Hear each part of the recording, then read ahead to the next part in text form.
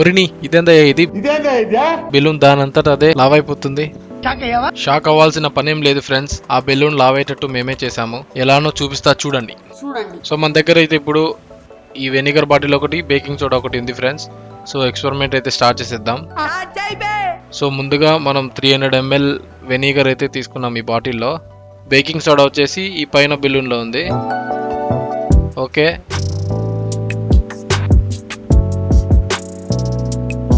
Okay balloon అయితే కొద్దిగా వచ్చింది 300 ml వెనిగర్కి.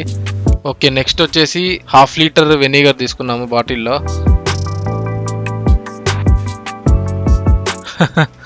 ఓకే పర్లేదు ఫ్రెండ్స్, ఇదేందో వెరైటీగా వచ్చింది షేపు. ఓకే ఓకే, కొద్దిగా ఉబ్బింది అంతే.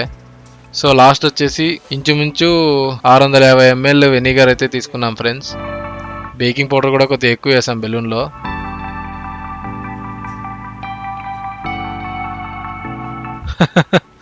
ఓడి అమ్మ, సూపర్ ఫ్రెండ్స్, బాగా లావ్ అయింది బెలూన్, నైస్. ఇక్కడ ఏం జరుగుతుందంటే ఈ బెలూన్ లో బేకింగ్ సోడా, కింద వెనిగర్ ఉంది కదా. ఇప్పుడు మనం ఎప్పుడైతే ఈ బెలూన్ లో ఉండే బేకింగ్ పౌడర్ ని వెనిగర్ లోకి వేస్తామో ఆ రెండు రియాక్షన్ అయ్యి కార్బన్ డైఆక్సైడ్ అనే గ్యాస్ ని రిలీజ్ చేస్తాయి ఫ్రెండ్స్. సో దాని మూలంగా ఈ బెలూన్ లోకి వచ్చేదంతా కార్బన్ డైఆక్సైడ్ అన్నమాట. అది విషయం, అంతకు మించి ఏం లేదు. సబ్స్క్రైబ్ చేయండి ఫ్రెండ్స్. Bye friends.